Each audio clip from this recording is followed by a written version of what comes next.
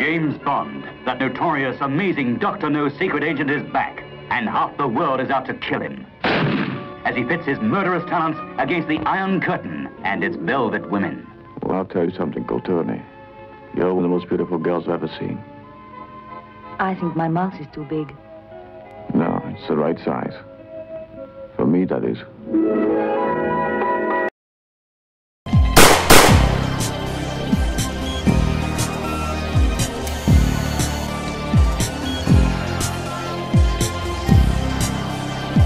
Hello, dear listeners, and welcome back to the James Bond Complex. My name is Edgar. Oh, I'm Matt. Thank you for remembering. This week, we are reviewing, discussing, taking a look with a finely toothed comb, the film adaptation of From Russia with Love, which was released in 1963. The second James Bond adventure. My personal favorite, by the way. Really? Absolutely. Has been for a long, long time. Oh, we're going to get into the good stuff, my friend. But of course, since nobody apparently knows what happens in this movie, I'm going to offer a plot. Tell me. I don't know. It's like I never read the book or the movie. I'm completely clueless. Tell me more.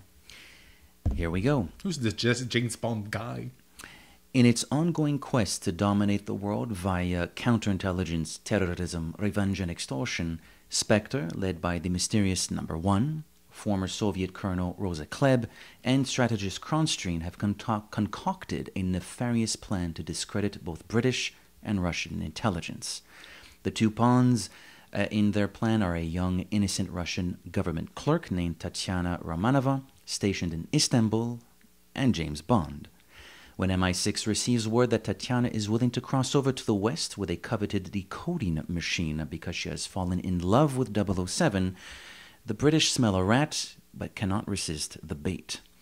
With the help of Kerim Bey, MI6's man in Istanbul, and after much sneaking about, which includes a soirée at a gypsy camp where scantily clad women fight to the death for their men, Bond makes close contact with Tatiana, who delivers on her promise of handing over the decoding device. Their escape from Istanbul via the Orient Express locomotive is challenging, with the brunt of the problem stemming from Spectre assassin Red Grant. Spectre continues to hunt down Bond and Tanya with choppers and boats, and even Rosa Klebb gets in on the action for one last kick at the can in Venice. Finally, with all their foes vanquished, the lovers relax on a romantic gondola ride as Bond shows Tanya that her mouth is just the right size. For him, that is, as credits roll. Thus ends From Russia with Love. Bravo, mister. Bravo. I am impressed. My resume, my synopsis sound like some illiterate French Canadian guy wrote them. I don't know what you're talking about. Your are like, that's actually very professional. That's the difference. Well, I enjoy writing them. Listeners, a little bit of behind the scenes, although if you've been listening to the episode, you could probably clue in. The plot synopses for the film I was offering in the earlier episodes were quite messy. It's because I hadn't written anything. Since Diamonds Are Forever, I've been actually writing them. I just held my MacBook Air in my hand, reading it off. That's why it sounds good. And I've been writing them since after Casino Royale, because I was a disaster. I had to re-record my entire synopsis by myself. Since then I learned, but even when I write them, I don't write them as well as you just did. That was beautiful. Oh, you got to put a few puns in there. Yeah, no, but it shows talent. Thank you. Appreciate it. Very well written. So, From Russia with Love, circa 1963, directed by my favorite director in the franchise, Terrence Young. He's my boy. He's always been my boy. He will continue to be my boy, henceforth. We got a lot to talk about. I have the sneaking suspicion a lot of what we will be saying will reflect what we just said earlier today when we recorded the From Russia with Love book review, but so be it. I have no issue with that. Neither do I, because I love this movie, and as listeners found out last week, I guess, we love the book as well. So every Bond film has a... Well, actually, you know what I was about to say? Every Bond film has a pre-title sequence. This is, officially speaking, the first one with an actual pre-title sequence. It seems that the way they arranged the sequence, that was not the initial idea they had? It was, well, I don't know if it was not the initial idea, but that scene was not going to be a pre-title sequence. They come up with that later, I think in post, or as they were doing post, possibly. I think because if you don't have that sequence, James Bond himself, you don't see him until very, very late. It would be super, super weird, because although it doesn't take as long as in the book, where I think it's about a page 100 that we see 007 for the first time, it's not as long in the movie, but we don't see him for about 15, 20 minutes. And that would be kind of weird. It's my understanding it was actually Harry Saltzman's idea. He loved this idea of killing James Bond in the first few minutes of the film, which is not the first time. It's not the only time they'll be doing that. They liked it so much, they still, to this day... Rinse and repeat, rinse But and it's repeat. a great idea. It creates... That's a great idea the first time. Well, it works. Well, it's a trope from this series. I mean, they do it even in Skyfall. Skyfall starts with the death of James Bond. It does indeed. It does indeed. It's a great idea. So great ideas are meant to be used and abused. Are they meant to used? Yes, abused. I don't know. Not abused, but if it works, it works. I mean, If it ain't broke, don't fix it. Merci beaucoup. Je t'en prie. Yeah, it's a great sequence. You know, I was thinking when rewatching, I don't know if you've seen, there's a YouTuber called Aldo Jones. He does those funny version of trailers. He's going to take the trailer for Avengers or Batman v Superman. He's going to add a lot of like cartoons, and he's going to add animation to it. And it's very well done. When they remove the mask that's on top of Sean Connery's face, and I'd love him to take that sequence and he removes the mask and it's Roger Moore. Sure. He removes the mask. Oh, it's George Lazenby.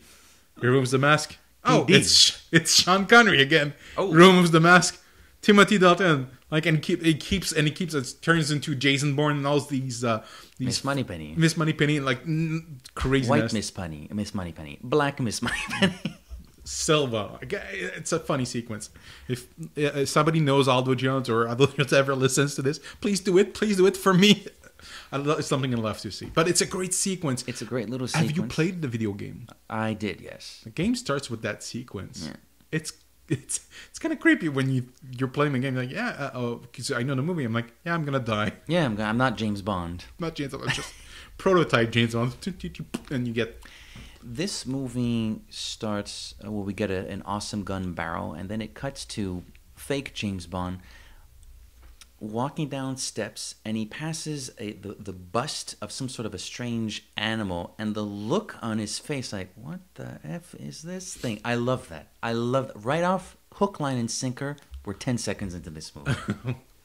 You know, I'm thinking, okay, it's a guy wearing a James Bond mask. Did they hire a guy to be like the what's it called, the greatest game or the best game? It's about hunting humans. It's about vaguely, yeah, okay. So did they hire a guy to wear a James Bond mask, or they capture, or it's just, you know, you've not been putting your quota as a Spectre agent, so we're gonna kill you, but you get to wear the James Bond mask. James Bond for 5 minutes, and they strap a James Bond mask on his face.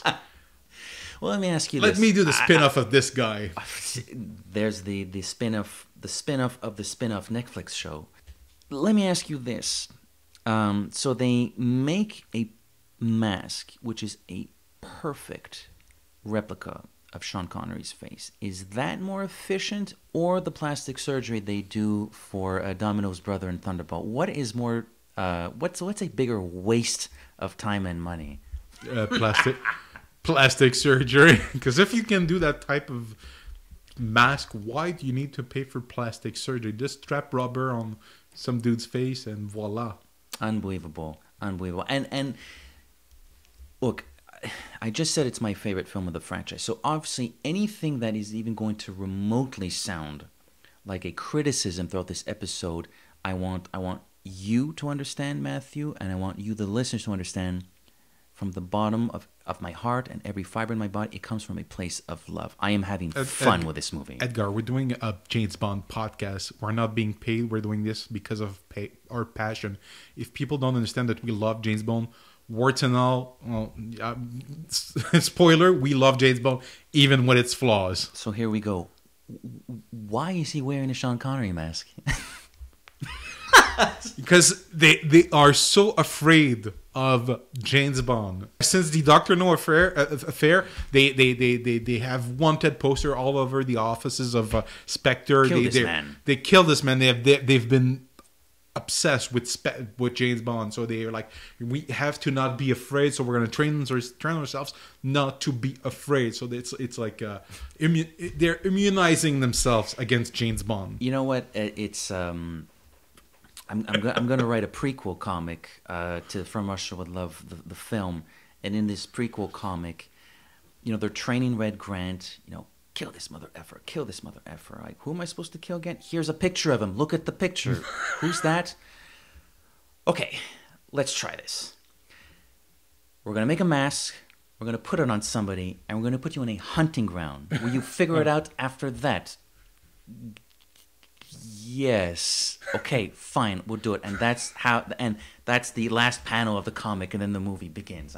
So in your version, you got Rosa Klebb like face palming, and still a bit tense. It sounds more like something for Family Guy cutaway joke. Yeah. But I like the sequence a lot. Obviously, if you've never seen the film before, it's very tense because Red Grant. Well, we don't know it's Red Grant at the time, but this assassin played by Robert Shaw, one of my favorite actors, died way too young. Died way too young, but gives great performances in this, Jaws, The Sting. He's the bad guy in the original Taking of Pelham 1, 2, 3. Very, very, very good actor.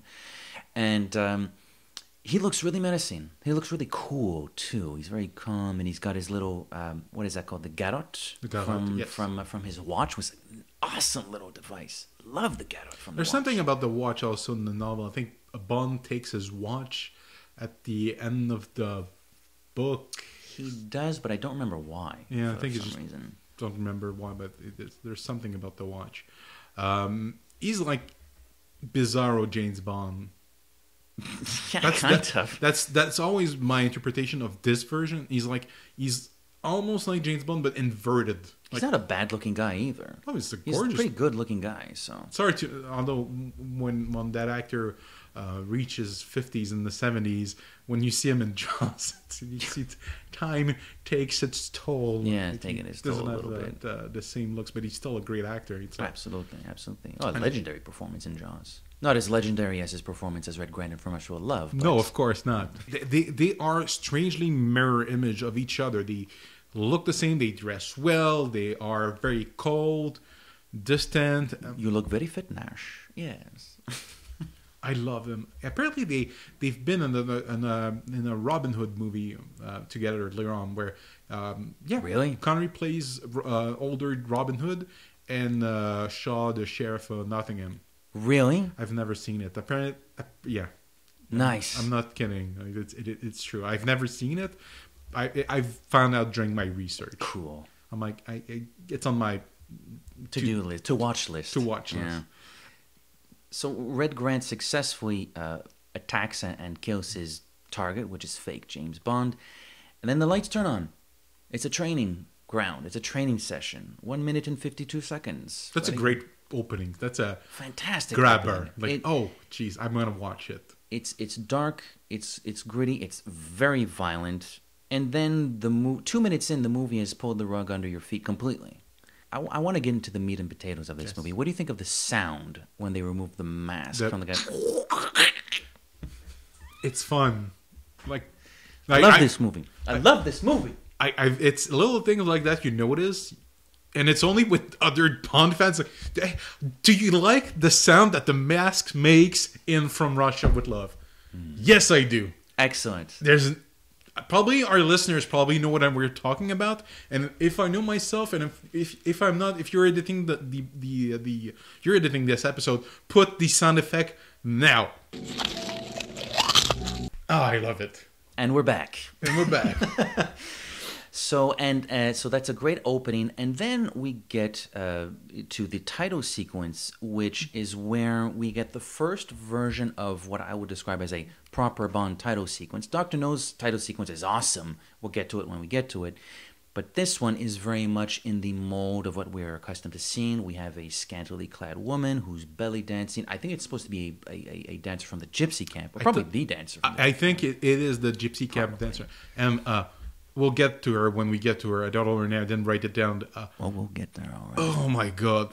She's really good looking. Oof. It's getting hot in here. I'm hot on the collar. No, but see, I know exactly what you're talking about, and I've seen this movie, you know, like so many times, and Daniela Bianchi, who plays Tatiana Romanova, is a very, very attractive woman, and obviously, so that's sort of the one you remember the most from this movie. But the dancers, obviously, she's only in it for like 30 seconds. But honestly, like, honest to God, she's a beautiful, beautiful woman, and I want to say this as respectfully as possible. She's a very beautiful woman, really attractive woman. Very attractive, all of them. If you want my opinion, they're all. But we certainly get up close and personal with her body during the title sequence, yes. and I wanted to bring it up because of two things. It's the first one that fits the mold of what everybody thinks of when describe a title sequence, the half naked woman and cool music. That's what we get. Funnily enough, not Maurice Binder. It's Robert Brownjohn who takes over title duties for this movie and Goldfinger. Yep. He sets more the tone of what you expect Bond title sequence than Binder, who's more known for his collaboration for the titles.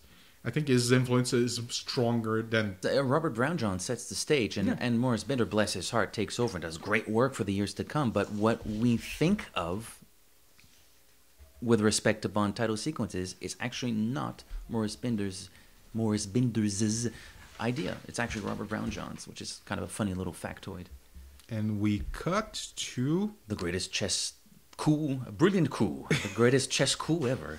So we get to see Kronstein, who's called into action very much like he is in the book. He's playing a chess match. It's a very important chess. He's actually playing against a Canadian, actually. Of course. Embarrassing question. When did we get our flag? Because it ain't the maple leaf in the movie. I think it's in the 60s. 60s, but just after... Wait. I feel like this is something I should know. I think it's 66 Canadian. So there's this. You look that up. I will describe the scene for us. So there's a big audience. Obviously, you know, chess is so huge in the 60s. You have no idea. Oh no, it's 65. All right, so it makes sense that it's still the old British Commonwealth flag. Yeah. So there's this championship match. That's a sharp reference. I didn't think about it. It completely escaped me. Oh, Mac Adams from Canada. And I'm like, no. I noticed it's Canada, but I didn't pay attention to the flag. Obviously, clever. So clever girl.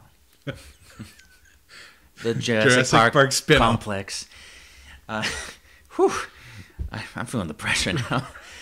So a great chess match, a brilliant coup from Kronstein, who's called into action. He receives a glass of water, and the glass is being served. I don't know what you call those little sheets of paper to sort of protect the... A coaster? Coaster, I guess, but it's a very thin sheet of paper. So disposable coaster? And it's like the Spectre logo. You were called at once. And he just folds the piece of paper, wipes his mouth, folds the piece of paper, and puts it away in his coat pocket. Does his brilliant coup. F this mother effer. I'm going to do you right now. Loud clap from the audience, and I'm out of here. I gotta go see number one. Number one. It's a gorgeous set, I have to say. Awesome set. Like, I know the roof is matte painting, but still beautiful. Another fun factoid. Maurice Binder, everybody knows Maurice Binder, not working on this movie. Everybody knows and loves Ken Adam, not working on this movie. No, it's Sid Kane. This is a special movie. Special movie.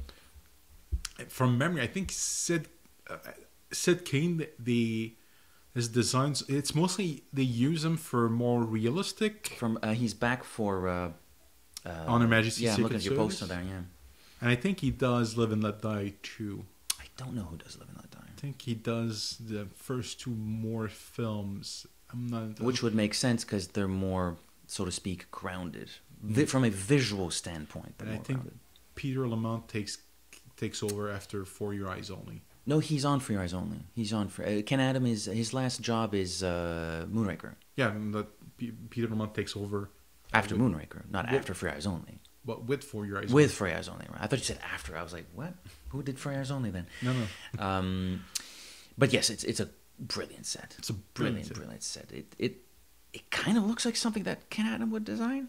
It does. It's grandiose. Very grandiose. It's probably the most Ken Adams-ish he gets. Yeah, he gets in this particular installment, because all the sets, some of the sets I had to Google whether they were real or not. The gypsy camp for a starter, not real.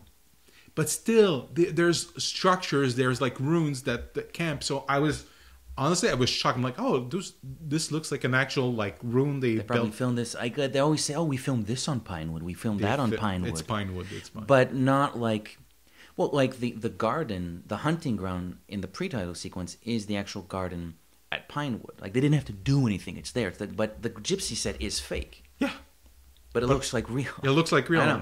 It's Sid Kane, man. I have all the love in every fiber of my body for Ken Adam. Bless his heart. But unsung hero of this franchise, Sid Kane. I'm telling you, we're gonna get to Honor Majesty's Secret Service. Oh my God, that's sooner. We're hedging. Time flies. Tempus fugit, as Bond might say. So then if we go from the chess set to a rocking boat set. So then we talk about some samurai swordfish. I have a theory for you. The boat that he's in. It doesn't look the same, but if for my spin-off Agent of Spectre, which we're still debating as to whether we're going to developing. We're still developing. It hasn't been canned. Imagine that boat is actually the boat that, what's his name from Thunderball uses, Largo. Largo. It's the official Spectre boat. Ooh. Did I just blow your mind? I think you just convinced me to sign on the dotted line for that Netflix show. No, but I mean, it doesn't look the same, and probably is not made the same. But I mean, that would make sense. Be awesome. That would be awesome. Like, it's like, oh, you're a good agent, Largo. I'm promoting you to number 2, and here's my boat. Go do your mission. So we get to we're introduced to in the film series. We're introduced to 2 new characters. We've seen Karnstein. Karnstein shows up to this boat. We get to see number 1, who's credited as Blofeld in the end credits, although he's only referred to as number 1 in dialogue. And we see Rosa Klebb.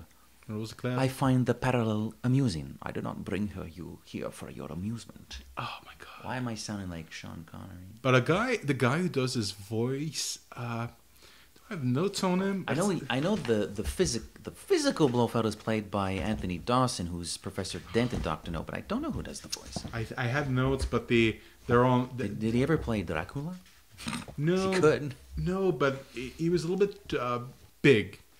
He was a big guy, but he has this great, like, it's like not velvety, but it's like it's an attractive voice. It's just you just want to get closer. He's similar to Orson Welles, like a British version of Orson Welles, like very to an extent, enticing, somber voice. And none of the other Blofelds, the face Blofelds, have a voice that fits this voice. Does he provide the voice to Blofeld again in Thunderball? Because they kind of sound alike. Yes, he does. He does, yeah. Okay. He does. That makes sense. That. Whenever I want to do it, like I told you, I want to do an episode where we discuss Blofeld. When we're going to be done with the Blofeld trilogy, I want to talk about that character, how he's been portrayed in the movies. But, oh God, that voice is perfect. Perfect for this character. Or there's a sort of a running gag within the fan base. The best Blofeld is like the one you've never seen. It's like we'll get there when we get there. I agree. I completely agree. I'm on board for a Blofeld bonus. So we get to know the plan, which is a lot like the plan of the book, except that, of course, everybody here is working for Spectre, and they're hiring Tatiana, who thinks she's doing this for Mother Russia, which she thinks in the book as well, but this time she's a pawn in Spectre's plan. So we waxed poetic about Rosa Klebb, that old toad puppet in the book. Lotelenia, I'm not sure to pronounce her name exactly. Thank God you have a better memory than I do, because I messed up my notes. I forgot her name. Oh, but it's fine. she has Dancer, apparently, in Yeah. action. Not really much of an actress, but a hell of an actor in this movie, anyways. You know who I am? Colonel Kleb, head of operations for SMERSH. I saw you once in Moscow when I worked for the English decoding crew. Did you tell anyone at the consulate you were coming here? No, the message said Yes, I know. I sent it. Your work record is excellent. The state is proud of you. Thank you, Comrade Colonel. Take off your jacket. Turn around. You're a fine-looking girl. Sit down.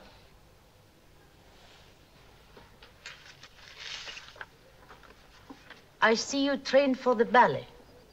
But I grew an inch over the regulation height, and so? And then you have had the 3 lovers.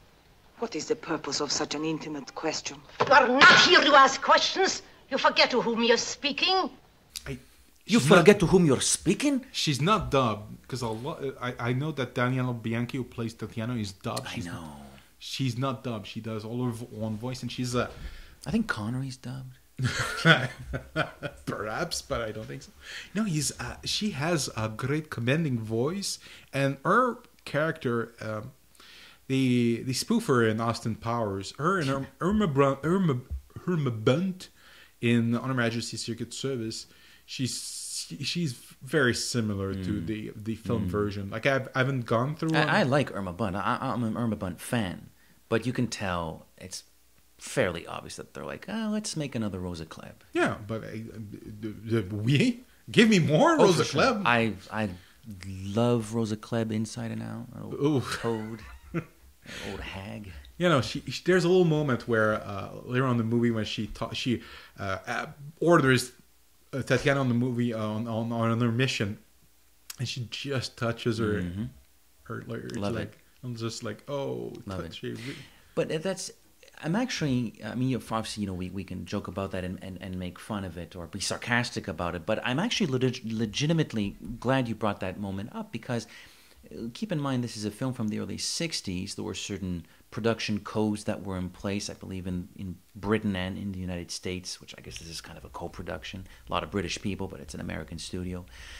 And that's a big moment. That is a very, very, quote, on-the-nose sexual moment. And not only is it an on-the-nose sexual moment, it's a lesbian sexual moment.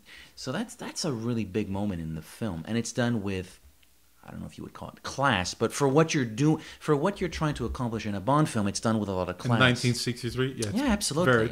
It's a on the point move. You're a good-looking girl. She's capable.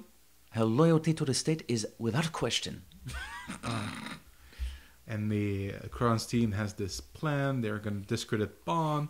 They are going to have a murder-suicide frame job, and Kronstein is so sure of his plan. It's perfect. My reading of the British mentality is that they cannot resist the bait or whatever it is. I don't know. The challenge. They can't resist the challenge. Kronstein's awesome, by the way. I love the actor who plays him. I've seen him in a couple of... Ironically enough, he's actually in the spoof for Casino Royale, but I've seen him in something else. And I've always liked that actor. I don't know how to pronounce his name, but... I'm not even going to try. Neither am I. But he's awesome. So basically, predominantly the same plan as in the book. It's just Spectre's pulling the strings and not Smersh. But it's the same plan, essentially. Decoding machine. It's called a Lecter, not a Spectre, but whatever. It's the same thing. Now you can pick up your notebook. Finally, we meet again my favorite character. No, it's not. I'm not going to discredit the actress Sylvia Trench. She was meant to be favorite character. Well, in the whole series. She was but she was meant to be this character that was going to be in all of the earlier films. But I heard that she disappears after film number 2. Apparently, the character that Terry Hatcher plays in Tomorrow Never Dies was initially meant to be this character. Why? Oh, we got a few months before we discuss Tomorrow Never Dies, but just for shits and giggles, why would they decide against that? Is that not a cool idea? Is it too inside baseball? Oh, nobody remembers From Russia with Love. Forget it. Every once in a while, throw a little bone to the fans. Yeah, I know. Would it mean more if she was named Sylvia It'd be Trench? awesome.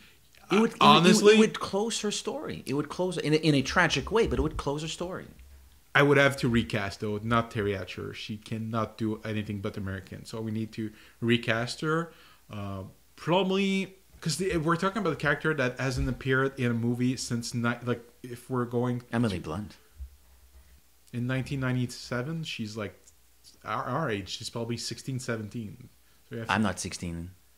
No, you just said our age. No, yeah, I know, but I mean in 1997. I would have... I don't know. I would have been teenage. Yeah, I know, but no one's coming to mind. But so I mean, Kate Beckinsale. Let's say she's like 1997. I'm not even sure. She might be even too young. But yeah, let's say she's not. So Kate Beckinsale.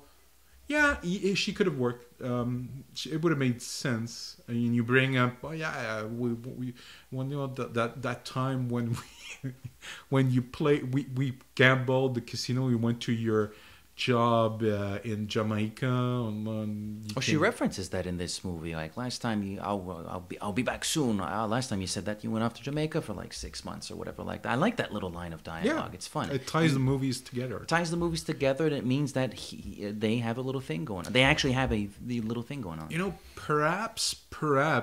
Well, these movies were coming every second year. Like this one came out in '63.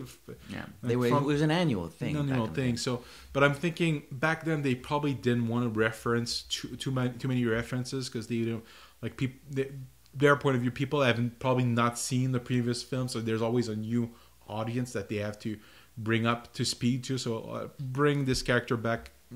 Maybe it got too hard. And also he's gonna have you have this real relationship, but you're still having adventures with other ladies all around the world. So the character's a bit of a tool because she's. I understand why they didn't bring her back. But you wanted to bring up your favorite gadget in the series, though. I like that he has a pager in 1962, and it's kind of cool. There's like decent shop. You know, they make props of Bond gadgets. This is not something they need to make them of. I don't think anyone would. But I'm glad that some people probably have this as a prop. He has a nice car, by the way. The Bentley makes it's really nice. First and only appearance. First and only appearance. And he has a phone car, which is kind of cool. That's freaking wild, actually. I wonder how it works without landlines in 1960. Somebody has to explain to me. Hey, James, your old case sounds interesting. Money Penny over the phone. I love the conversation they have over the phone. And we have he gets the mission. We go to MI6. There has to be an M scene, and we see Desmond Llewellyn for the first time in frame. But he's a little bit. He's not a refined Q, right here. He's very straight-laced. Explains how the attaché case works. Awesome attaché case, by the way. And he's out of the room. It's only by the next film in Goldfinger that we really get to rejoice in Q. He gets a personality. Yes, he gets a personality. Guy Hamilton's idea, apparently. No, you're not supposed to like Bond. One of the best decisions any director's made in this franchise. But it is still kind of interesting to see Desmond Llewellyn. Having gadgets is fun. Q Branch has put together a smart-looking piece of luggage for us.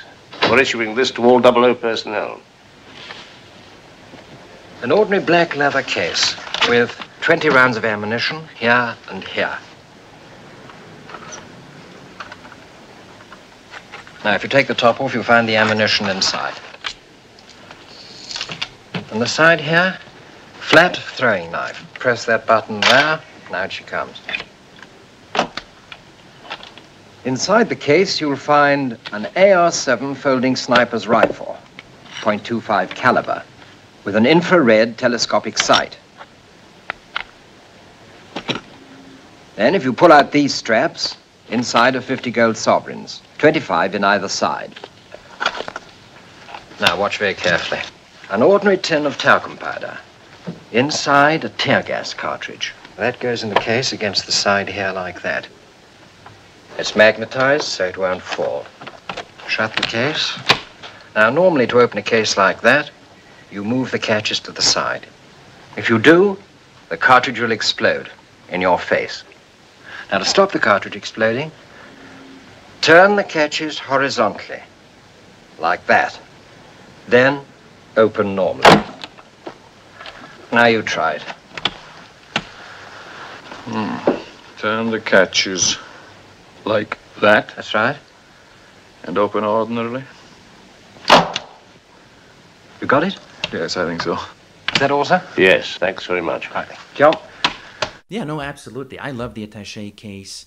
I love its description, you know. Now, normally when you open a case, you pull the catches this way, like so. And then he makes Bond do it. And there's a shot, they cut to M, who looks at Bond like, is this mother effer gonna, like, explode this case in everybody's face in this room?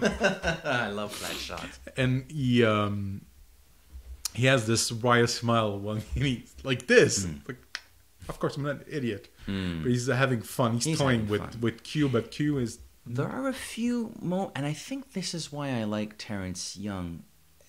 We'll get to Dr. No when we get to it, but Terrence Young, I'm pretty convinced he likes leaving in the final cut, little moments that are genuine.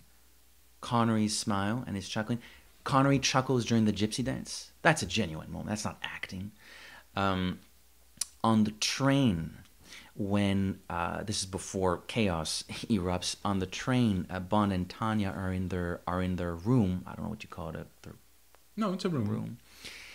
And you know, Connor keeps insisting that she wear like the little black trousseau or whatever it's called. And like he puts it around her neck, and she just like lights up and smiles like that, and then it cuts. That's genuine. That's not an acting moment. Terrence Young does that a lot. That's why I like him. He leaves real moments in the movies. Yeah, no, it's there's moments also in Thunderball that, but I don't know. It's gonna sound negative, but he doesn't movie direct them. They don't force the performance to be. No. Oh, I have emotion. Oh, I have this. Like it's very nuanced. Like he's a nuanced director in his performances, and is there like he doesn't do many shots for random reasons, just for the sake of action. And his action scenes still work for the most of them. Like even for a movie that was made over 50 years ago, there's this action sequence. We'll get there when we get there. It's one of the best. I think I know. I might have an idea of an inclination as to what you're referring to. I mean, I'm going to come clean. I mean, obviously, who doesn't like Sean Connery? I love Sean Connery. My three favorite performances: Dr. No, From Russia with Love, and Thunderball. Well, guess what? Directed by Terrence Young. I love him in Goldfinger, but my favorite, like, how do I like it?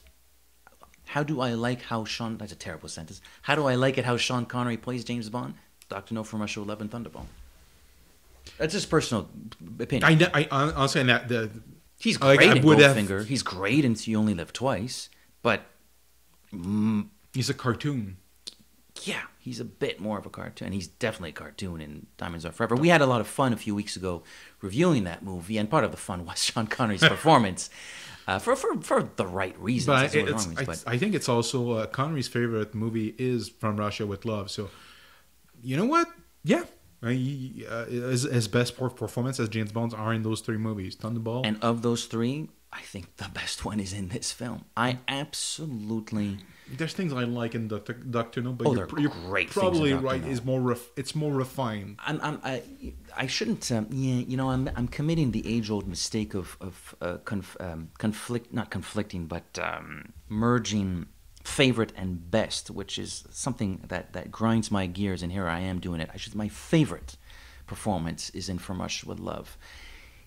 Connery is so good in this movie. He's already played the character once, so he knows the ropes. He's getting into Bond shape, if you will. He's so human and confident in From Russia with Love. He's the coolest guy whenever he steps into the room, because he's well dressed and he looks awesome, and you can tell that he's fit, and he carries himself with a lot of confidence. But I find there's something very genuine about him. Like that first meeting with Kerim, for example, when they're sitting down and he orders a coffee, 2 medium sweet.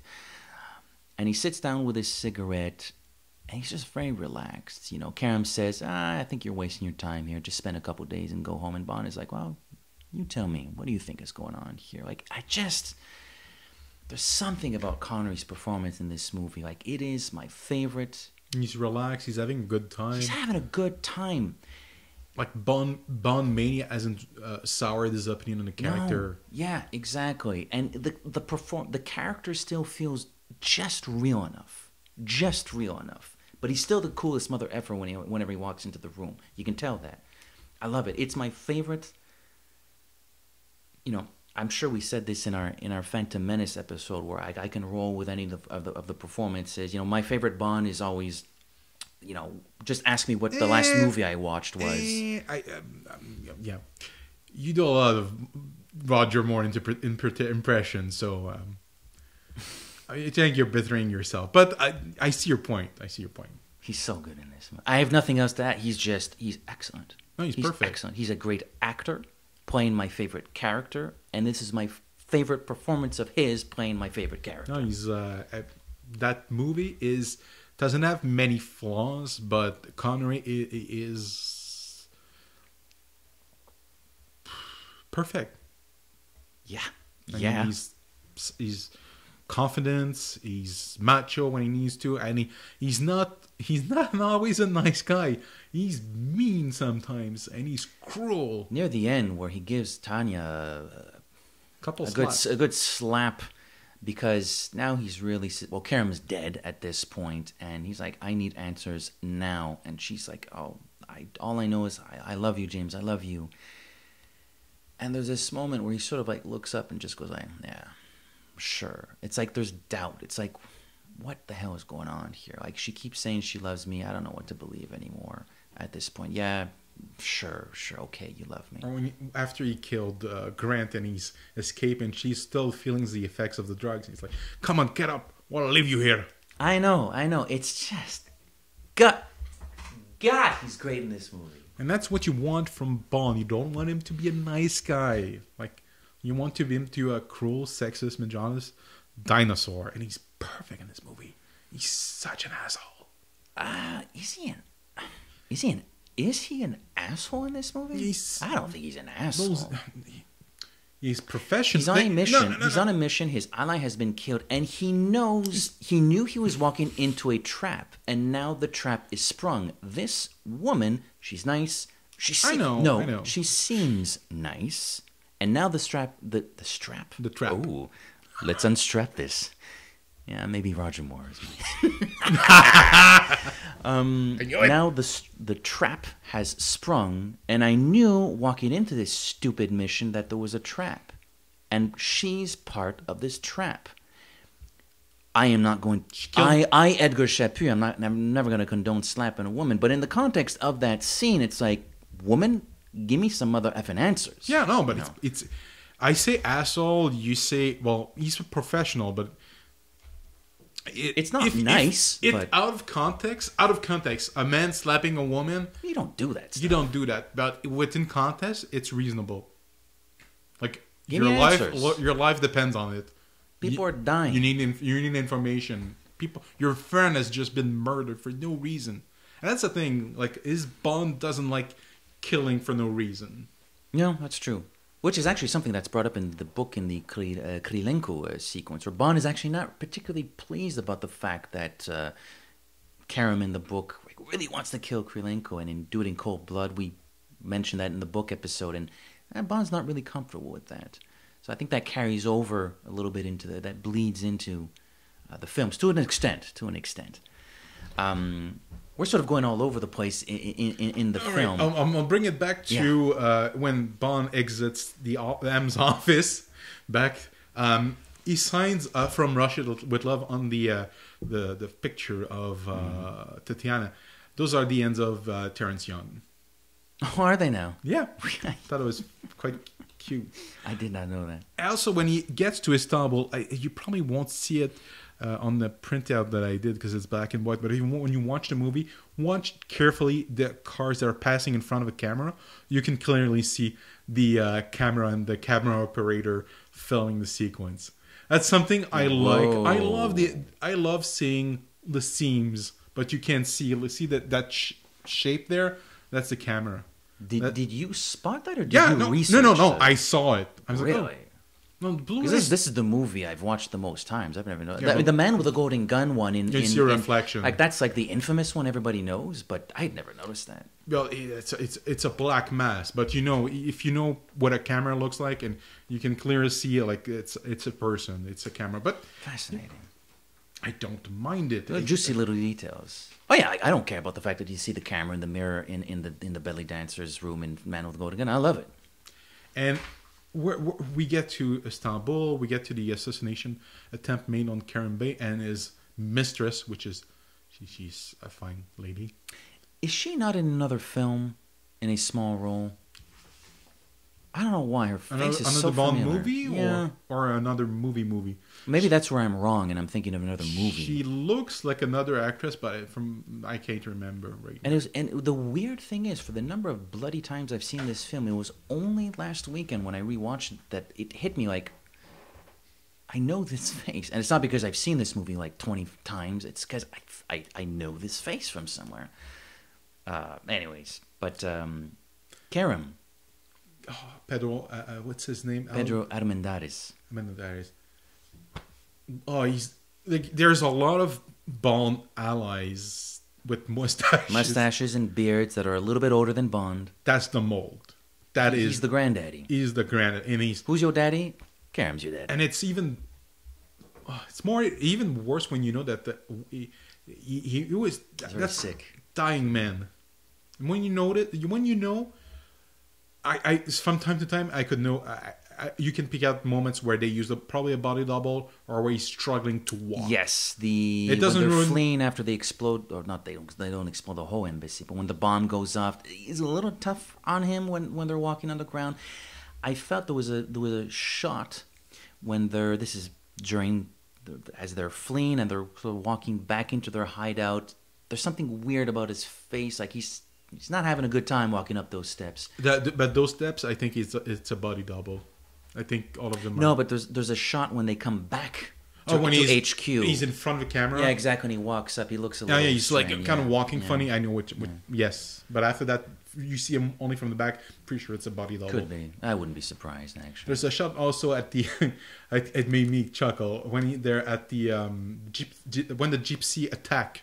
Not the fight, but the attack. And he gets shot in the arm.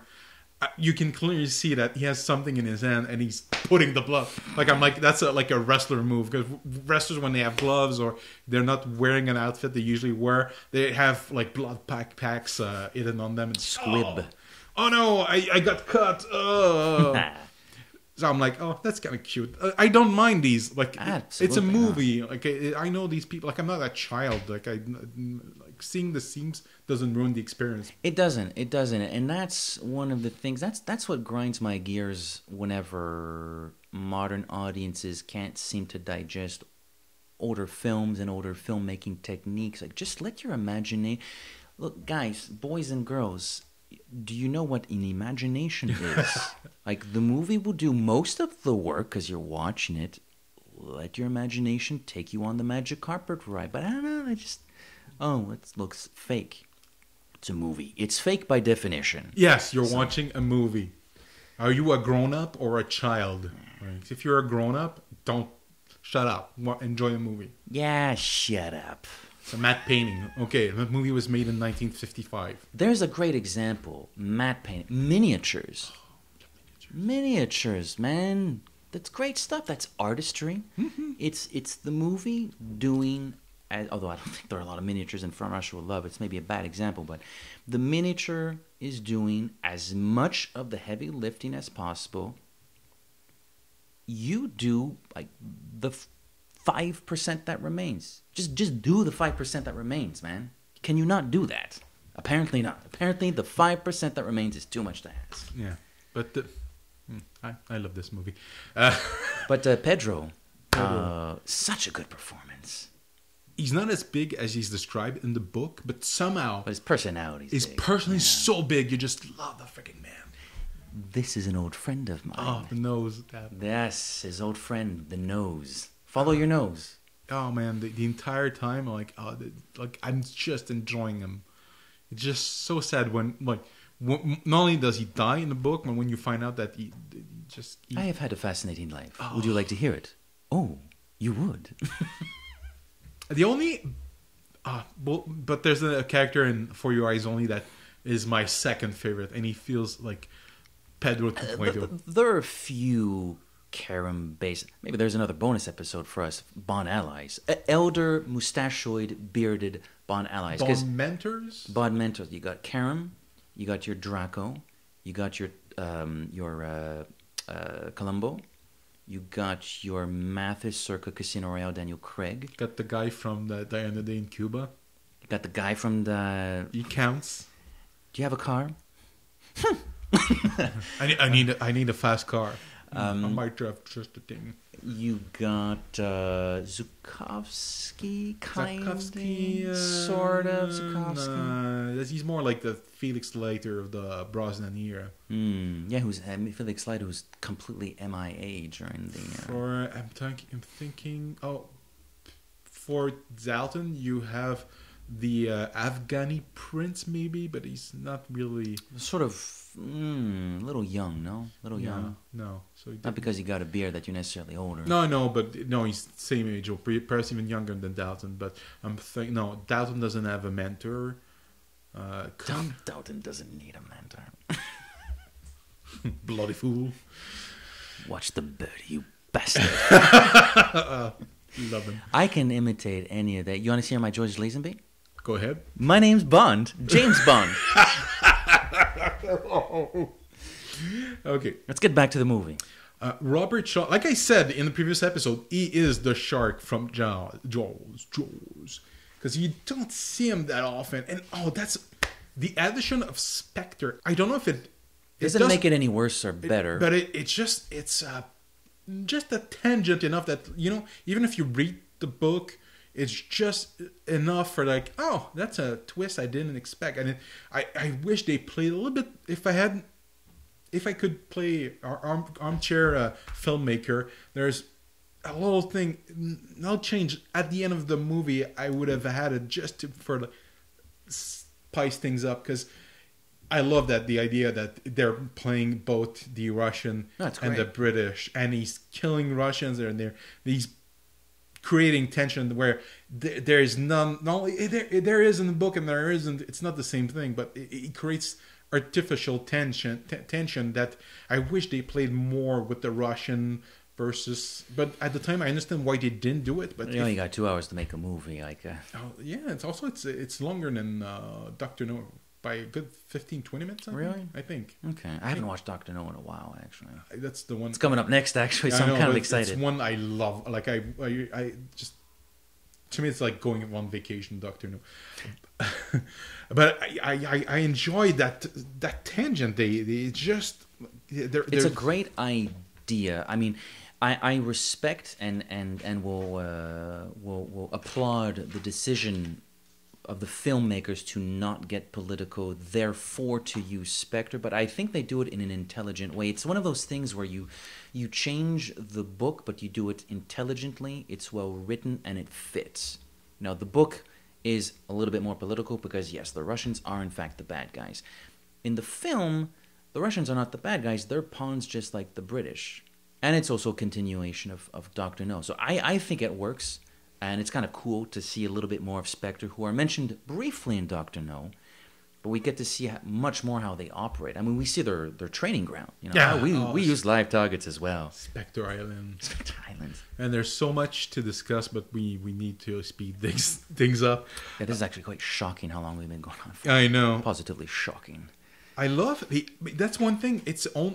When I was younger, I didn't catch that when they tried to bomb Kerim Bey, it's reprisal for the murders that Grant has been committing. Everywhere Bond goes and there's a Russian, Grant follows, kills the Russian. So there's a pile of dead Russian spies that is starting to pile up quite quickly since Bond has arrived. So that's why they're attempting to get only revenge. Logical thing. Well, these assassinations must be coming from the head of the MI6 in Istanbul. So let's try to kill him. It makes sense. It all makes sense. It's a well-written film. Yeah. Apparently it's a late edition because they struggle with adding the Spectre element in the from Russia with Love narrative, and once they crack the code, man, they crack the code because it strengthens. Oh, the absolutely. movie. I think it's great. It works really, really well. I don't know if it's a movement, but I like it. Me like it. Me like it. Me like it. We're going Google Gaga over here. Oh, did you notice the Spectre ring? It's like all black. It looks really weird in this one. You don't see it much, but you do get one or two shots. It's kind of ugly, actually. I heard that it was actually not. It's made of soap.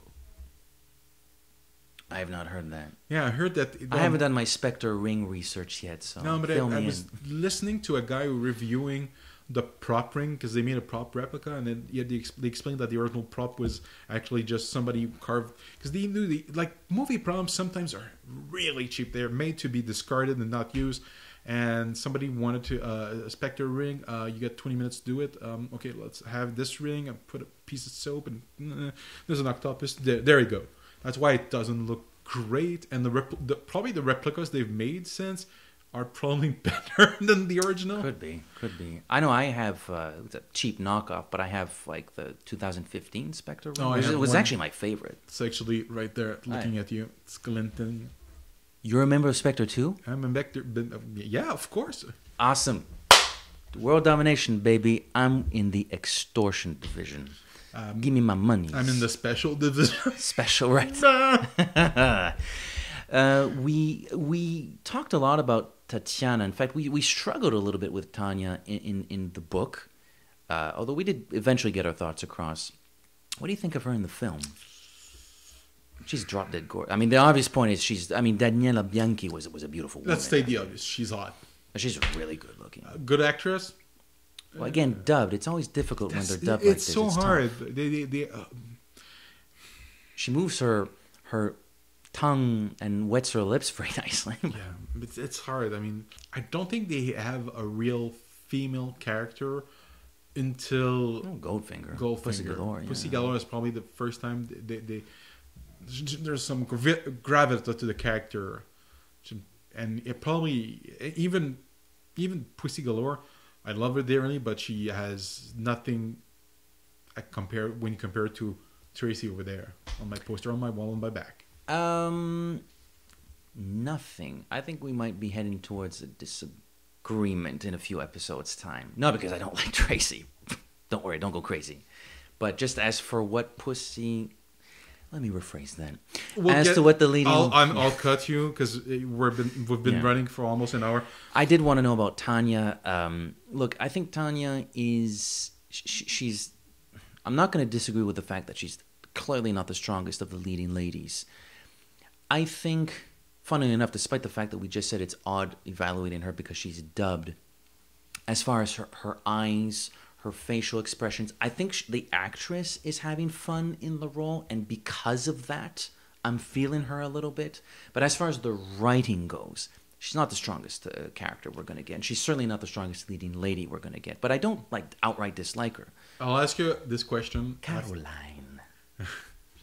Not even one little boy. I kind of like those little moments. Like, she's fun. You know what? I was going to ask you which one's better, her or Ani Ryder. But you know what? Ani Ryder shows up more than halfway through the movie, so you can't even compare. That'll be an interesting conversation. Yeah, no, another one which is coming up really soon. You can't even really compare. There's moments, but it's a movie of its time, and it's. Let's face it, those movies are sometimes very progressive in their thoughts. She's a pawn, like in the book. She's a cipher clerk for the Russians. She's doing her mission. I don't know. She's not underwritten. I don't know. I've never. She's beautiful. She's probably. She becomes a prop. I'm sorry. Yeah, unlike the Pussy Galores, unlike the Tracy DiVincenzos, she's certainly one of the leading ladies that feels the most like a plot point in the franchise. I will still go to bat for the actress's performance. Like, I like it when she's trying on the name Caroline. There's that little moment when she's alone on the bed, and she takes a piece of her hair. She's looking at herself in the mirror. She's doing her makeup. I don't know. And she takes a lock of her hair and she pretends she has a mustache. Just these bizarre little moments like that. She has a bit of a quirky sense of humor. This one. I will wear this in Piccadilly, and it's like the most ostentatious thing you could possibly wear in Piccadilly Square. Like there's some quirk to the character, so it's not like there's nothing there. But we're gonna talk about much better written leading ladies in the films to come. I think the actress, and I think that that's something recurrent in the Bond franchise. They have these actresses who are gorgeous women. They win beauty contests, and then Cubby insults. Well, maybe not Harry, who's a bit of a prude, but Cubby's like, hire her now. But I think some of them are more suited for comedy than drama, and sometimes, like, what's her name? Tiffany Case. Jill St. John. Jill St. John. She's a comedic. She's very good. She's a good comedic actress. If you want to get like a good comedic performance, she's the actress you hire. For your dramatic part, maybe someone else. But they hire people on their looks, not their acting talents or. Up until somewhat recently, last 15, 20 years, they've been trying to actually balance the two. They've. I would say probably the past 15 years. Yeah. Like starting with the Brosnan era, they've made some attempts, but still, it's more with the Craig era where they have fully fleshed out female characters. Yeah. Well, they still took nobody really know who Olga Kurilenko was when she came on board. They tried. She has a. They tried. We'll get there sooner than. A for effort. Gypsy fight. Okay. Ah, Raki, filthy stuff. I love that. Is a great moment. That moment, I'm like, I'm okay. The gypsy fight. Before that, there's a belly dancer that Bond admires, and the camera and probably the director. The camera's admiring her too. Everyone's admiring, and oh my god, I just took a screenshot of it, and if you're bored and are on YouTube and you just want to get the blood flowing and you're a man and you're heterosexual, watch the sequence. Or if you're a woman and you bat for the other side, you swing the other way. I mean, it probably will do the trick too. So it gets the. I will admit, her beauty aside, honestly, what she's doing with her belly is impressive. Yeah. She's in shape. A very unique type of shape, because not everybody can do that with their belly. Obviously, I can't do that. I can jiggle my belly. That's about it. Well, you could maybe just do a little bounce. Okay, no, I'm not the girl with huge chest. Then we get. Let's get ready to rumble. Read my quote. Okay, I am watching a spy film or a Russ Meyer exploitation film. Heresy. I disagree vehemently with your note. No, but oh, come on. Like it's too. I remember in our book review, I briefly alluded. I can remember the book review because we recorded it barely an hour ago. There was a plot-related reason why they go to the gypsy camp. There's not much of a plot-related reason why they go to the gypsy camp in the film. It's basically to have what you might describe as a Russ Meyer exploitation film. Oh, that's what you wrote? Yeah. No, it's. I don't know why. I mean, it's there because it's in the book. It's like they want to be so faithful to the book that they include that. It's a fun sequence. But sometimes it's just what you want. You want to have fun. Especially in 1962, there's a Cold War. There's a threat of nuclear annihilation. Hell, I want to see two chicks fighting. Scantily clad, glistening. Yeah, why not? One of which is played by Martin Beswick. Martin Beswick, yes, who will come back in a slightly larger role in a couple films, but beautiful woman, by the way. Very attractive woman. I love my favorite moment in the fight. Again, one of those things, just go with it. Just go with it. Is when one of the gypsies takes out almost like a cat, takes out her fingers as if they're claws, and the other one's trying to block it, and her eyes are going wide, and oh my god, I have to stop this face from scratching my eyeballs. Love it. That's acting. We eventually do get the Lecter, finally, the electrodecoding machine. Russian clock always on time. Boom. Boom. Oh, wait.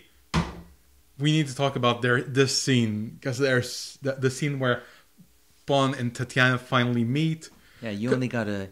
I noticed that you only have pictures of a shirtless Sean Connery in your notes. Did you... He turns on the shower, the bath. He hears Tatiana. He goes to investigate. Finds her in bed. Probably they bang all night. He never goes into the shower. It's just something like, okay, we'll think about the electricity bill. Okay, he's think about the floor, the woodwork. Think about everything, all the damage that would cause. So it made me smile. It's destruction of private property of a different kind in From Russia with Love. Nothing's blowing up, but we're destroying stuff through sheer negligence. You look surprised. I thought you were expecting me. So you're Tatiana Romanova. My friends call me Tanya. Mine call me James Bond. Well, now that we've been properly introduced. Careful. Guns upset me. I'm sorry. I'm a bit upset myself. You look just like your photograph. You're one of the most beautiful girls I've ever seen. Thank you. But I think my mouth is too big. No, it's the right size. For me, that is. A very fun scene too, I think my mouth is too big. No, it's just the right size. For me, that is. Yeah. They used that scene apparently for every actor they've screen tested for James Bond. Yes. They used that scene. I want to see those screen tests so badly. There's some of them are on the DVDs. No. I want to see TDs. I want to see Brosnans. I want to see Craig. I want to see those screen tests. I wonder why they don't just release them. Why don't they release it? He played, but he got the job, so his screen test must have been decent. They have a YouTube channel, and they probably get some money from the YouTube channel. Why not run some of these? They're never going to release another physical media thing. I mean, physical media is on its way out. It's going to be all digital. I mean, I'm slowly buying all my movies through digital because I'm like, it's on my table, but the Bond 50 sets. Yeah, the Bond 50. I have it too, but I also have them all on iTunes. I haven't. Unfortunately, I'm slowly. I have part of the Connery. I have part of the Craig. I have all the Dalton. It's only 2. I'm slowly buying them back again, but for the last time. The description in the novel of when they discovered the corpse of Kerim Bey and the other Russian agent, Benz. Oh, it looks like it's been staged. When you see it in the movie, it looks staged. Like I enjoyed that. And who has killed them? None other than Red Grant, posing as Captain Nash. And like I said, I've been on the go since morning. That's good. This shot, oh my God, this shot. This might be my favorite shot. This should be a poster. It should be a poster, and I love this shot, and I love the audio in the shot because what we're looking at, as usual, Matthew's wonderful notes and the images he includes in the notes. We're describing the scene. This is after Karen's death. They've stopped at the train station. Bond is about to meet one of Karen's sons to unfortunately announce that their dad is dead. So the shot is from outside the train with Bond in the foreground, and it's a tracking shot. We follow Bond as he's walking, and we can see the windows of the train, and Grant is following Bond from inside the train. So window, wall, window, Grant appears, and the music goes da-na-na-na. Wall, window, Grant, da-na-na. I love that. That is filmmaking. That's storytelling. That's tension. It's like the shark from Jaws. See, that's my boy Terrence Young. And he finally assumes the identity of Captain Nash, and there's the sequence where they have dinner together. I love and that's the moment when he orders the red wine, and he looks at him. I've never ordered fish with red wine since because you look very suspicious. I love that. I'm glad you noticed that because I felt I was the only freak that noticed that. It's 1 second. It's 1 second. But Connery, Bond, looks up, takes a peek at Nash like, what? Red wine? If they were to make this movie today, you would have a close-up just of Bond's reaction to tell you, hey, dummy, he's noticing something, dummy. Mm-hmm. Well, speaking of close-ups, the close-up of Red Grant putting the chlorohydride in the drink, where he's like, who holds a bottle like that? Like, what do you think is going on? But I think they in the book, she mentions, Tatiana says, she gives him a name, like it's a Russian word she uses. I Googled it. Now I don't remember, but it means like he's not cultured. Like he's like a brute. Oh, kulturny. Yeah. He's not kulturny. So it fits with the character that he's supposed to be, but so far he's been pretty classy. I'm pretty smart about these things. The only thing that gives it away, well, let's be honest, the red wine gives it away. But so does his buffoonish, his clownish attempt at drugging Hey, old man. drink. Take it easy, 007. My escape route's only for one. Love that. So let's get to that scene. Let's get Bond, you're on your knees. The first one won't kill you. Not the second. Nor the third. Not until you crawl over here and kiss my foot. Yes! I'm sorry, I'm fist pumping. Best fight ever. That's one of those debates that could rage on into the wee hours of the morning. What's the best fight in the Bond franchise? But this one is glorious. Whether it's the best one, it's glorious. It's absolutely glorious. They've referenced that fight in so many other Bond movies. Even just as recently, Spectre. It's true. And it looks like it hurts. They're jumping all over the place, despite the fact that it's in an enclosed space. They're jumping all over the place. They're jumping on top of one another. It's wild. It's ferocious. There's a moment where, like, what's his name? Grant is doing. I think it's called a haymaker. Is punching. It looks like a boxer move, and in the novel, he's a former boxer. It's one of those things where they're taking inspiration from the book. They don't have time in the movie to explain everything, but they'll take little nuggets from the book, and they'll, in a subtle ways, they'll make allusions to the book. There's also some great shots of Bond trying to block the haymakers, and there's a shot of Grant from our perspective looking at Grant, and he's landing the haymakers. It's fantastic editing, which Peter Hunt, by the way, edited this film. Tries to garrote him. Bond finally gets the knife out of his attaché case, stabs Grant, and garrotes his garroter. That's right. Well, he's hoisted by his own petard or something like that, whatever that expression is, and Grant lies dead, less blood than in the film. And Bond picks up some artifacts and says, "Well, you won't be needing these, old man." Yeah. That's right, old man. You dead, sucker. You dead. Perfect. And there's the boat. And we're off. Oh, the helicopter / boat chase, and that's where, if I had anything that I would add the tangent of, not only is Spectre on his tail, but so the Russians. And Bond doesn't escape because of some gasoline tanks that he let spilled. Like, the Russians take care of the Spectre agents. Boom. That's the end of the movie. Like, that's the only little adjustment I would add. And maybe. It's still a great climax. Between the boat sequence and the helicopter sequence, I think I like the boat sequence a little bit more. Helicopter, I think they're just adding fun because they're shooting with a real helicopter and they're excited about that because all they're doing are passes, boom, boom, boom, till Bond shoots them. Although I love that old school. Nobody does that in movies anymore. But when Bond, he fires guy holding the grenade. And so the grenade explodes in the helicopter, and it's crashing. And there's a shot; it's a zoom-in shot of Connery as he's like he's gonna like shield himself from the explosion. Nobody does that in movies anymore. It's a very old-school movie technique to like emphasize something, but I like it a lot. And you can hear the helicopter as it's crashing down when we zoom in on Bond. I like that a lot. And we I have another theory for a TV show.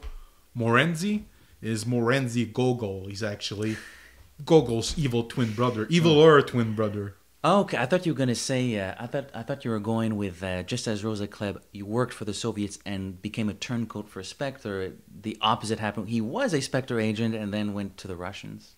No, they're actually. I don't think that brothers. would work in the Soviet Union. That would never fly. No. So He's because he has the scars and the Gogol doesn't have. It's played by Walter Gottel, who plays later on General Gogol. And we get to Venice, and Rosa Klebb is trying to. She's the last line of defense or offense for Spectre. They're really like. Or they're on the offense at this point. Yeah, they're desperate. Okay, we need to get They're trying to recover their losses, recoup their losses at this point. Look at the Lecter. Get the Lecter. Just send the old woman. What? Well, she's desperate because she knows if she doesn't get the Lecter, she's gonna have a poison in her calf, like Poor old Kronstein. Kronstein gets. Blofeld loves doing that. I'm going to kill you. I'm looking at Matthew now, and I'm telling him, "You're incompetent, Matthew. You screwed up, Matthew. I don't feel like giving you any more opportunities, Matthew. So I'm going to kill Edgar to show you, Matthew, a lesson." Huh? So we have the final confrontation with Klebb. Horrible woman. Yes, she's had her kicks. And that's one thing I'm gonna bring back the video game. They have this sequence in the video game. The game ends. I don't remember how the game ends. The game shows the ending of the movie where Klebb dies, but then it cuts, and you have another mission, and you're going to Spectre Island because they stole nuclear missiles or something, and they're gonna blow up London, and then you infiltrate the space, and at the end, Grant is still alive, and he attacks you with a giant machine robot. Vaguely rings a bell. It's been a while since I played the game. Yeah. Imagine if the last level was in fact the fight against Rosa Klebb, and she was just this unkillable bitch, and it took like 15 minutes to kill her. That'd be awesome, actually, because she's small. Yeah. You know? Or she runs away, and you have to chase her. Yeah, something. And there's like a Spectre aide. You know, she's fleeing. Doom. She does pick up the electric coding machine. She flees, and you have to chase after her while being shot at by Spectre agents. Boom, done. Remake the video game. Yeah, actually, they could, and they should. They remade GoldenEye. Connery's still alive. He can still voice Bond. Right. And he waves goodbye. Can I just point out how beautiful it is when Tatiana is waving her gun like a mat? Who am I going to shoot? Who am I going to shoot? Okay. Bang. Also, it's affirmation for her because she chooses Bond. She chooses the free world over the whole country. Boom. See, Tanya is a great character. So done. I've made my decision. She's my favorite Bond girl. I'm joking. Okay. So far, I don't know. There's still Vesper for the movie. Casino Royale. I'm kidding. I like her, but she ain't at the top of my list. And Bond and Tanya end up in gondola, not a gondola. And Bond... Oh, Bond's making it a gondola, you know what I'm saying? Still has the sex tape in his hands and throws it in the river. You know what I find funny about that ending is it cuts to them on the gondola, and very casually, like she knows exactly what's going on, Tatiana gives him the ring back. I guess you won't be needing this anymore. It's like, so that's how these Bond girls and Bond break up. They know exactly what's going on. It's like, okay, we're done here. I mean, we're going to fornicate one last time, but we're done. Pretty much the end of the movie, of course. I love the ending of the film, the text that end, but not really the end, because James Bond will return in Goldfinger. I love that. I love that. Yeah. They already knew what the next one they were going to make. They're probably already making it. Yeah. Oh, absolutely. So I'm gonna go quickly through the year 1962. 63, no? The 63. Why am I saying 62? I'm Is all this 1963? I hope no. It's 63. It's 63. I remember. So January 1st, it's the first publication of Astro Boy, or as known here in the French Canadians, Astro le Petit Robot. Do you remember that cartoon? Really? I love that cartoon. So the scientist, they made a movie about that character a few years ago. The scientist makes a robot of his child after his child dies, and he has rocket boots. And so it's a cartoon cyborg. Yeah, well, android actually, because there's no human parts in it. The Beatles released their first album, Please Please Me. The Birds, Alfred Hitchcock, The Birds is released. It's a good year for movies. Nothing else could play theatrically in 1963. It could just be From Russia with Love and The Birds. It would be like the greatest year for movies ever. Dr. No is released in U.S. theaters on May 8th, 1963. It's true. The Americans, I guess, in North America, we did get them a little significantly later than. So all these years we're using, they're all the European, the British years, because in the United States, it was always like 6-7 months later, yeah. The second James Bond film, From Russia with Love, opens on October 10th. Fidel Castro visits the Soviet Union on May 23rd, 1963. And the zip code, the American zip code, is introduced on July 1st, 1963. Odd things in the world. Now, we're talking about births. Oh, the October 30th, 1960. Another thing I forgot. October 30th, 1963. Lamborghinis are funded, like the car manufacturing. I thought they were much older than that. That's not. I was at the time of this recording. It was a couple months ago. But I went to the most recent auto show in Montreal every January, which is actually a good time of year because there's nothing to do in January. But the auto show happens in Montreal, and I went. And I didn't really know much about Lamborghini. It was only at the auto show that I figured out that I'm sure this is accurate. But yeah, it's a hell of a lot more recent than a lot of those other Italian makes. And it was looking at the other makes that this guy was like, well, I want to make my own version. So he took inspiration from a lot of these other makes to make the Lamborghini. And on November 22nd, it was the assassination on JFK. And thank God he had time to pimp From Russia with Love, the book, though. At least he got that done. And it's the last movie I actually saw. It's a hell of a way to go out. Yeah. And now we're talking about births. Michael Jordan was born on February 17, 1963. Be like Mike. William Baldwin, one of the many Baldwins, February 21st. I put him in, but I'm like, not that I don't like him, it's just like... I don't know which one that is. That's the Backdraft one. I don't think I've seen Backdraft. Oh, it's a good movie. Garry Kasparov, ironically. There's a Russian chess player, and he was born in the same date that the year that From Russia with Love was released. On April 13th, I wonder if it's Friday the 13th. Ironically, Valerie Plame, CIA operations officer, she was involved in a scandal a couple of years ago.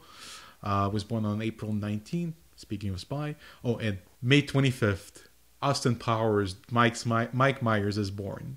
And here's another one I put him in because he would have been a good Bond at one point. Jason Isaacs, he's in Star Trek Discovery. He would have been He's a good actor. I know. I like him. Yeah.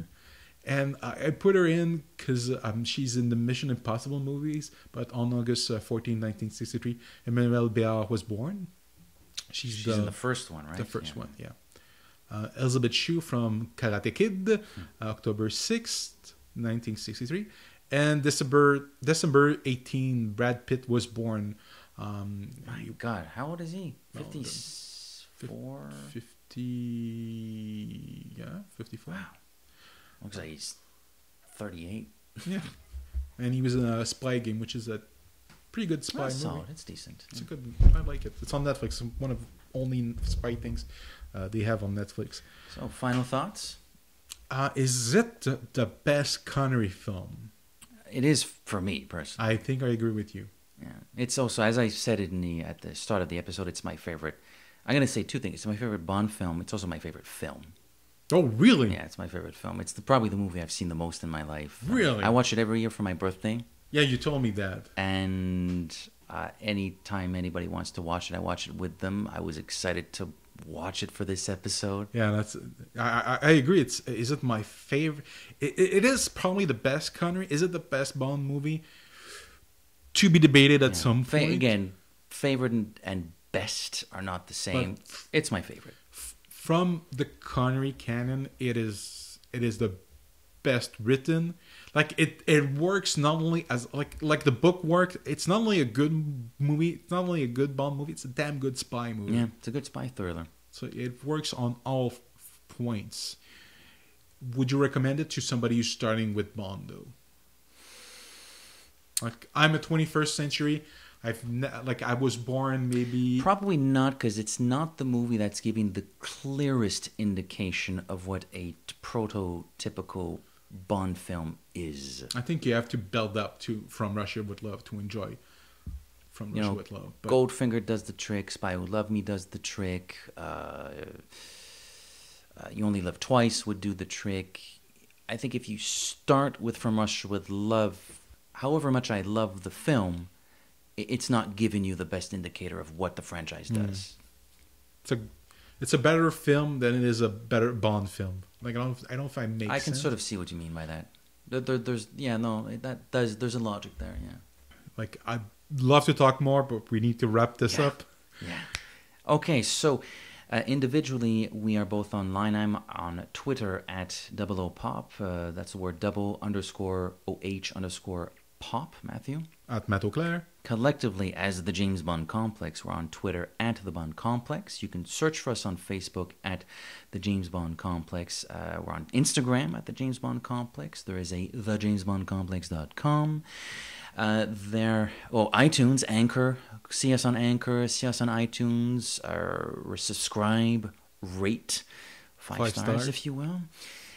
Are we anywhere else? I'm getting confused at this point. I think that's where that's all we can be right now. Yeah, this is a two-man operation. I think like 4 or 5 platforms is enough. Just as James Bond always returns, so too will the James Bond Complex return in our special Themes of James Bond show.